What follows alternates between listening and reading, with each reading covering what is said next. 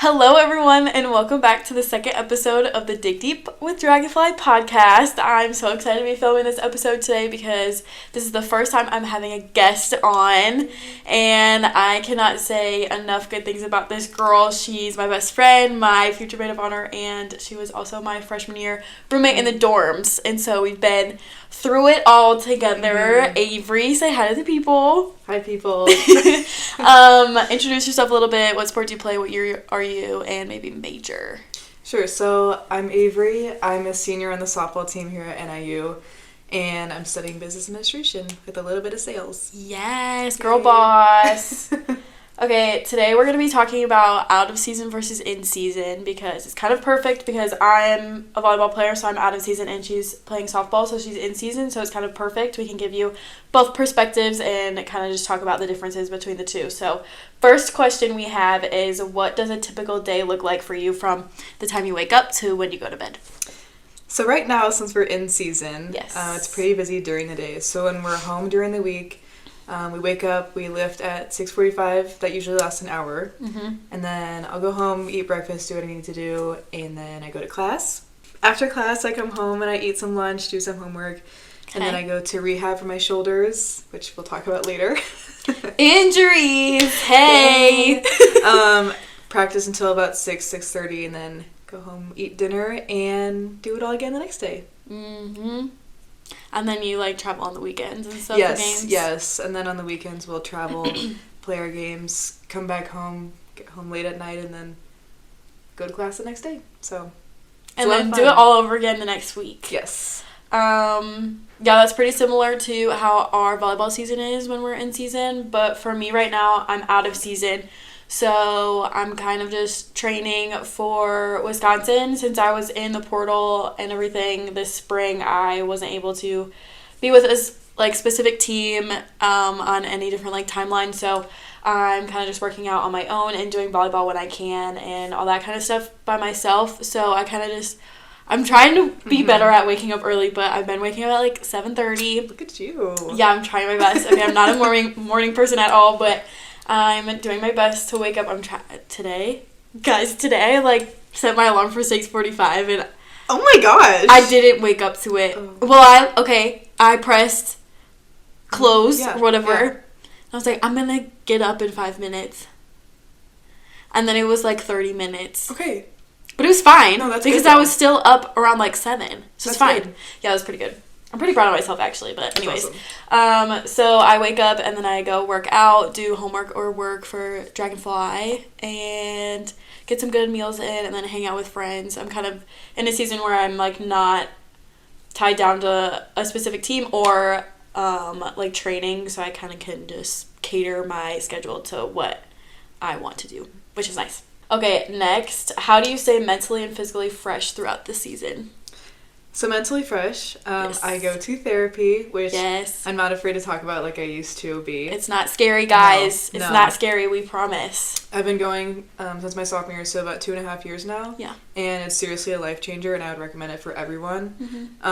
You can talk about all the minuscule things that you think are going on in your life, your sport, family, life events, up to the biggest stressor you have, whatever that may be. And it's just super nice to talk to someone about it and let it go, and then find ways to deal with the stress because it's going to happen. So, and then physically, I do rehab on my shoulders every other day during the week just to help maintain them and keep my body going. I'm a senior, obviously, so it's... Body is hurting. It's a lot on the Granny body for season. Sure. Yeah, and so I'm just seriously going to rehab to make it through the day. And it helps. So. Yeah. Good. Yeah. Yeah, I think that therapy can sound so scary at first, and I was somebody who was always oh, you should go talk to Cheyenne, or you should go do this, and then I got to a point where I was oh, I should probably take my own advice and start doing that, because once I did that, it honestly changed my life, in so many ways that I did not imagine, because I always was the person who was oh, I'm good. I'm cool, I don't need therapy, because therapy is a scary word in itself, but we were kind of talking about how Cheyenne is kind of our certified friend. Yes, it's her job to be our friend. It's literally her job to be our friend, and give us advice when we need it, but also just listen and be somebody that's removed from situations, and she can give like her expertise on situations. So it's really nice to like be able to talk to her and get things off our chest and keep us sane throughout the season for sure. I'm not going to her as much right now because I'm out of season, but in season I like relied on her heavily to like get me through each day. Like, for real. Like she kept me going, and it is, yeah, I can't say that's kind of funny because good things about her. I'm the opposite. Like really? I went to her a lot more last fall when we were out of season, probably like once a week, just because I had the time to, and I had a lot to catch up on, like from the summer and whatever. And now that we're in season, I think I've only seen her a couple of times, but yeah, you get busy. You get super busy, but it's not like what she talked about went away. So it's still super nice to go and get advice. Yeah. Yeah. It's not scary, guys. We promise. No. Okay, next question. How do you maintain leadership even on the days when you're not feeling 100% mentally and physically? You can go first. Okay. This is a tough one. I think leadership in general is tough, regardless if you're in season or out of season. I think in season it can be harder just because there's playing time, there's wins and losses, there could be drama between different players, there could also be drama between like coaching staff to players, so there's just a lot of different moving pieces during season. And I think the biggest thing for me that I did the most this past fall was I leaned on people that were not on my team and that were removed from the situations, because we can get so caught up with like what's going on right in front of us, and we can get so wrapped up in the situation and it becomes like so big in our head. But then once we talk to somebody like Cheyenne, or I went to Avery a lot during the fall, like she was my therapist when Cheyenne wasn't around. But like talking to those people and understanding that it's not as serious as like you make it seem, or it's like not the end of the world, helps a lot. Because I think if you like come home and you live with your teammates and then you just talk about the same thing over and over and over again, it like gets you nowhere, and it can be really draining. So I think opening it up to other people helps a lot. I think that's the biggest thing for me. Yeah, I would agree with that. It's really hard to keep something like that in, and if you do, then it's just going to explode later on. So honestly, like during practice, if you're not feeling it, like I always fake it till I make it, like use my voice, just be like a positive presence, because at the end of the day, that's what people are going to remember about you, is how you act when you're frustrated. But also the healthy piece is going home and letting it out to people who, like Jada said, are removed from the situation, so that it doesn't become like a toxic cycle with your teammates or your roommates, whoever that might be. So letting it out in a way that's not going to harm people is huge. And then in turn, like if you're healthy mentally, then you can also help others do that, because if you're not okay yourself, then there's no way that you're going to be able to like lead your teammates and your team in general. So exactly, if you are good for you, then you can be good for others too. Okay, next question, which we talked about a little bit before that we would talk about now. Have you experienced any injuries that have set you back during the season? Where do you even start actually with this one? Yeah, so I've had a few. I've had some minor ones for sure, but the big three I can think of. One, my freshman year, it ended because I was running to get a foul ball and I didn't see the gigantic pole in left field. So I'm running, catching this foul ball, and I smashed my face into the pole and broke my nose. It literally didn't move side to side. It just went into my face. So that was super fun. That was like super cute. That was super cute. I looked really good. Yeah. Yeah. Shout out freshman year. Yeah. Fun fact that I got the nose surgery right before Victor's, which is like our little award show. Yeah, like, okay, backstory, it's like a student athlete award show. I am one of the hosts of it, actually, but like literally almost like every student athlete is there, like you dress up. It's like the one time of year where all the athletes like get to dress up cute, like you put dresses on, heels, like the whole thing, right? And so I had like a super cute dress, some heels for this. We were gonna be in town. I was tan because in season I was super excited. Yep. And then my nose surgery was 2 days before it, and I had this cast on it. Weirdly enough, the cast fell off like right before Victor. That's so weird, right? Like so weird. How'd that happen? Yeah, like, did you like run into another pole or something? Like, it just disappeared, and weird. Coaches asked me where it went. It just fell off. Fell off like in your sleep. So that's how my freshman year ended. Yep. Okay. Yeah, I had really good priorities. Sophomore year, I dove and I tore my labrum in my throwing arm, my right shoulder. So I rehabbed that for like 5 months. Ended up getting surgery on it, and over the course of the next year, I rehabbed, was doing super well. Exactly a year and a day later, I tore this bad boy right here. You had to even it out, right? No, I did. Yeah. I was feeling a little like, yeah, uneven for sure. Yeah, for sure. Yeah. So I tore this one. Didn't get surgery on it just because this one was like a whole thing and like. Didn't want to do that again. So dramatic of me. Right. So I've just been wearing a brace on it for over a year now to make sure it doesn't fall out when I'm running, because it does that. So I don't know. It's fun. It adds a little like decor to my body. Yeah, right? I don't know. It's just, I don't even think about it anymore. Accessory! It's just part of me now. Yeah. And I do rehab on it. Yeah. It is what it is. So it's like, kind of talk about maybe when it first happened, like how you felt compared to like how it kind of changed perspective on things. Yeah, for sure. So my freshman year, Jada knows this, we were roommates. Yes. My life was softball. Yeah. Like, you lived and breathed softball. I lived and breathed softball. I woke up, all I thought about was softball. Go to class. Wasn't really thinking about class at all. I had the worst grades of my life my freshman year because I was so focused on softball. Like, I was at NIU too, softball and softball only. My friends and family, like, I could talk to them later, but only after I'm done with softball and, like, making sure I'm doing a good job there.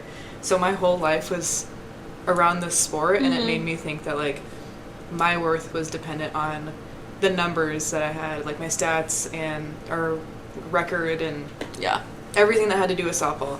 So then when I got injured, it's seriously, like, the biggest blessing I've ever had in my life because it gave me perspective of, oh my gosh, I am a person outside of softball. Like, I had to step away. You're not just a softball player? Yeah. I had to step away for a whole season and, like, watch my teammates do something I love to do.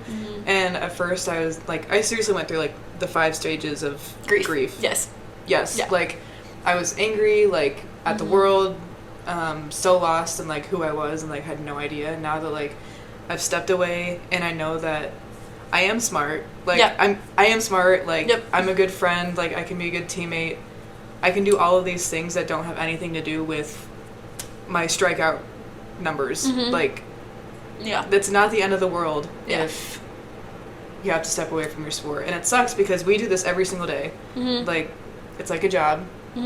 And having perspective outside of that is huge. So I'm thankful for it. I would say, like, obviously, like, I saw how she used to be freshman year, and, like, her growth from freshman year to now is, like, an insane amount, and I could, like, go on and on and on about that, but just, like, seeing somebody like you, like, you are so, like, your worth was literally softball. Like, if you did bad at practice, like, you like, did deserve to, like, to do anything. Like, you, like, were, like, a bad friend if you didn't play well. Like, that's, like, not how it works. Like, that's not at all how it works. And so, like, now just seeing, like, you, like, as a friend and as a teammate, as, like, as a leader, like, it's so different from, like, what it used to be, and it's so cool, because I think a lot of us, like, as student athletes, especially at the Division I level, like, our sport is our life, and it's really hard to, like, get out of that, and once you figure out, like, oh, like, I'm not just a volleyball player, and I'm not just a softball player, like,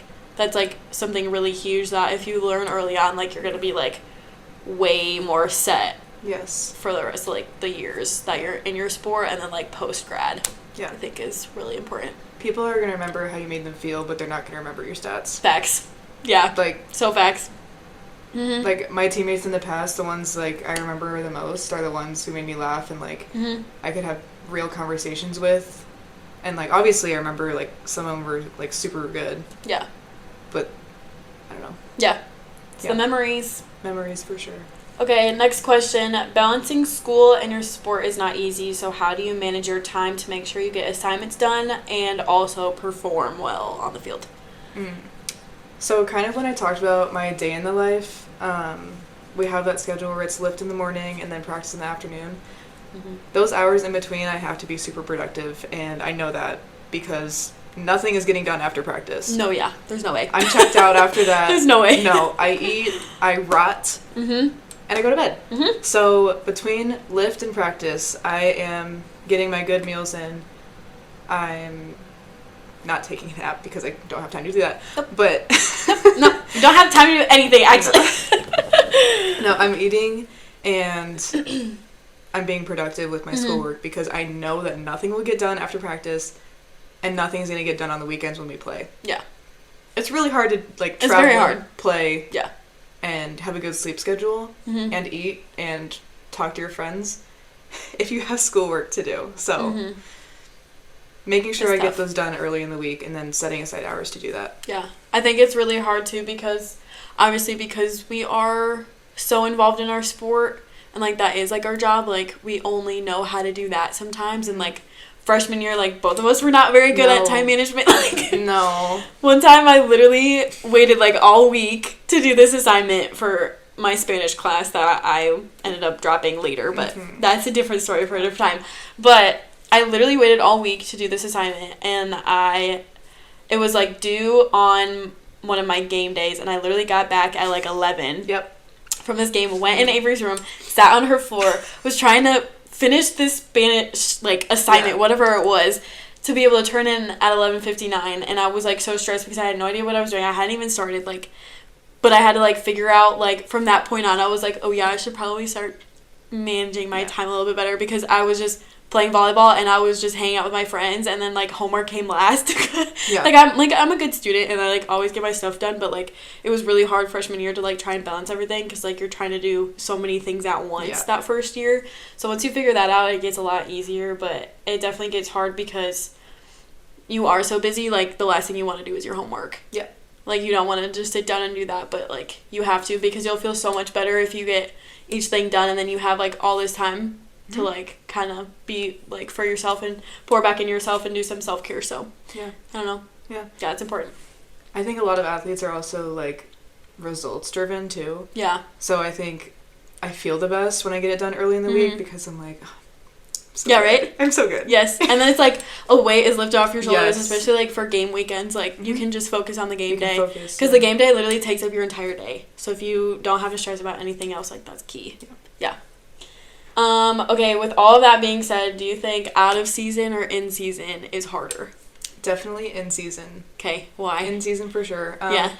Out of season is a lot of fun for spring sports. Sorry, Yeah. Jada. We get to go to football games and just enjoy, like, the fall of college. It's super fun. Fun fact, I got to go to the Notre Dame NIU football game this Guys, past Notre fall. Dame literally lost the NIU. Okay. If you know, you know. If you know, you know. Best day of my life. She got to go, and I was literally on a bus coming back from who knows where. We literally got swept, probably, and we literally driving back on the bus at 3 a.m. while everybody's, like, out having fun. I'm literally on the bus, like, hating my life. Yeah. I'm like, what is going on right now? Like, this is just a historic day in Historic day. football history, and I missed it. I'm literally sitting on a bus at 3 a.m. in the morning. Anyways. Yeah, so... But she got to go and have fun, so that's fine. Yeah, no. Anyways, out of season is a lot of fun. You have a lot of time on the weekends to, like, go home, hang out with your friends, just get to know your teammates more. And then in season for spring athletes, it's after you have a full semester under your belt, you're ready to go, you know your teammates really well. But it is huge getting the time management piece down and getting everything from school done and getting your priorities set because there is no time to mess up. Yeah, none. So literally none. Yeah. And that's fine. Like, I like having a schedule. I like feeling like I'm doing hard work. But I definitely sleep hard at night. I sleep hard at night. Yes. Because I'm doing so much during the day, which is great. Yeah. I think, too, like, athletes thrive off of, like, Yes. a structured schedule. Yes. Because, like, that's all we've known. And so it's, like, nice to have that, but it doesn't mean, like, it's not draining, you know? Yeah. Yeah. And, for example, I had an off day today. Yeah. And I had no class. Yeah. So I'm sitting there at 9 a.m. twiddling my thumbs, like, when is someone going to tell me what to do? No, literally. Literally, like, that's how, like, I feel. Yeah. Like, and in the season, yeah. There's a part of me that's a little worried for when I graduate, and it's like I have no structure anymore. You can call me and, like, Yeah. I'll tell you what I'm doing Okay, right sweet. now. Okay, and I'll just, like, perfect. do the same thing. Yeah, okay. Yeah. Okay. Okay. It'll be like we're a team. It'll be fine. We'll get Okay, each other yeah, through. yeah. It's fine. Yeah. Remember, like, the therapist situation? Yeah, I'll like, probably talk to Cheyenne a lot, too. yeah. Okay. Facts, though. Like, we literally will. Yeah. Okay, and then I want to start ending each episode with one question. I kind of got the idea from a video I did. It was, like, a letter to my younger self, which you fully already know about, but if you could give your younger self one piece of advice, what would it be? It would be to not let a game define you because it's not that serious. Ever. It's never that serious. It's a game. It's a game. Guys, listening, it's a game. I mean, yes, it got me to college, to this college specifically. Like, without softball, I would have gone to college somewhere else, and we would have never met. Sad. Is that serious? Wait, hold on, wait. It is that serious. I'm Okay, just kidding. but Like, but honestly, like, I think it's the biggest blessing that I got here at NIU because of softball. But I know that my education and, like, my friendships will get me so far in this life, and I don't know, like, I don't need to be obsessed with my stats like I was my freshman year. Literally my lock screen. Crazy work. Yeah, it was not good. But just, like, the people I've met here are, I could have 70 strikeouts this season and still be a winner because of, like, all my friends. Yeah. So true. I would tell my 10-year-old self that just to enjoy, like, the friends you make. Like, even some of my travel ball teammates and I, we still have a group chat, and, like, whenever we text, I'm crying laughing in class because of how funny these girls are. So, like, those people and, like, you and my roommates and Tommy, like, the people I get because I play softball are worth so much more than how I could ever feel about, like, my accomplishments. Yeah. So real. I love that. Oh. I'm so proud of you. Oh my gosh, we could talk for, like, actually, like, 10 hours, but we won't do that to you guys this first episode, okay? This time. Yeah, this time. We'll spare you. But I hope you guys enjoyed this episode, and I hope that you learned a little bit more about what it's like to be a student athlete out of season versus in season.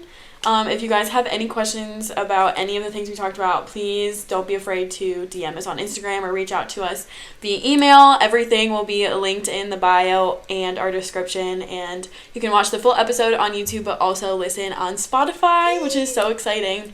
And I'm so excited for the next episode, and this was so fun. It was so much fun. Okay, well, say bye to the people. Thanks for having me. Bye.